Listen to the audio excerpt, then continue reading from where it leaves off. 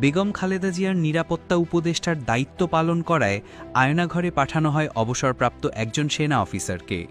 BNP চেয়ারপারসনের নামে কুৎসা রটাতে তার কাছ থেকে চাপ দিয়ে বয়ান সংগ্রহ করার চেষ্টা করা হয়। তাতে রাজি না হলে সেখানে তার উপর নেমে আসে অমানবিক নিপীড়ন। সম্প্রতি এক ইন্টারভিউতে সাবেক সরকারের নামে এমনই চাঞ্চল্যকর অভিযোগ এনেছেন অবসরপ্রাপ্ত ওই সেনা অফিসার, যেন হাটে হাড়ি ভেঙে দিলেন তিনি। ওই সেনা অফিসার বলেন, বিএনপি চেয়ারপারসন বেগম খালেদা জিয়ার নিরাপত্তা উপদেষ্টার দায়িত্ব থেকে সরাতে তাকে গায়েব করা হয়েছিল।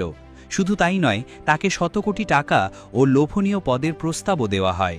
সম্প্রতি সাংবাদিকদের কাছে তিনি তার উপর নেমে আসা ভয়াবহ নিপীড়নের চিত্র তুলে ধরেন।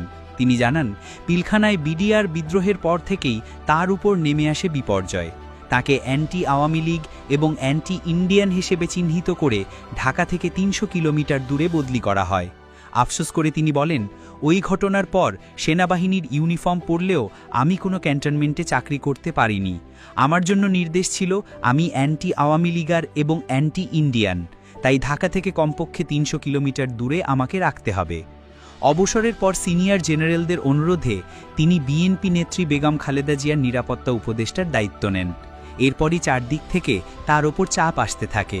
তার ভাষ্য, সেনা সদর থেকে আমাকে ডেকে বলা হলো খালেদা জিয়ার ডিউটি করা যাবে না। আমাকে বলা হলো আপনার কোথায় চাকরি লাগবে, কয় কোটি টাকা লাগবে, আসেন আপনাকে দেব। কিন্তু তিনি এই প্রস্তাব প্রত্যাখ্যান করেন, স্পষ্ট জানিয়ে দেন তিনি কোনো রাজনৈতিক ব্যক্তি নন এবং খালেদা জিয়ার অনুরোধ সত্ত্বেও বিএনপিতেও যোগ দেননি। তার ভাষায়, আমি একজন সৈনিক এবং সৈনিক হিসেবেই জীবন উৎসর্গ করতে চাই। ভয়াবহ অভিজ্ঞতার বর্ণনা দিয়ে তিনি বলেন, ২০১৮ সালের ২৭ ডিসেম্বর নির্বাচনের ২ রাত আগে রাত 11:30টায় তার এলিফ্যান্ট রোডের বাসায় সাদা পোশাকে প্রায় ২০-৩০ জন লোক হানা দেয়। তিনি তখন লুঙ্গি ও গেঞ্জি পরা ছিলেন। তাকে পোশাক পরিবর্তনের কোনো সুযোগ না দিয়েই তুলে নিয়ে যাওয়া হয়। তিনি বলেন, আমাকে মাইক্রোবাসে তুলে চোখ বেঁধে ফেলা হলো। আমি শুনছিলাম তারা ৩০০ ফিটের কোনো একটি ব্রিজ পার হচ্ছে।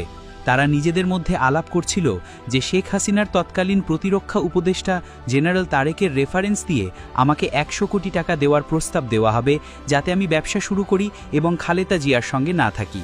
তিনি অভিযোগ করেন, এই ঘটনার সঙ্গে তৎকালীন ডিজিএফআই প্রধান জেনারেল আবেদিন, বরখিস্তিকৃত মেজর জেনারেল জিয়াউল হাসান এবং পুলিশের ডিসি ডিবি বাতেন সরাসরি জড়িত ছিলেন। পরে তিনি জেনেছেন, সেনা সদরের হস্তক্ষেপে তার প্রাণ না নিয়ে কারাগারে পাঠানোর সিদ্ধান্ত হয়। খালেদা জিয়ার নামে কুৎসা রটাতে আয়নাঘরে চাপ প্রয়োগ করে তার কাছ থেকে স্বীকারোক্তি আদায় করা হয় বলেও তিনি জানান।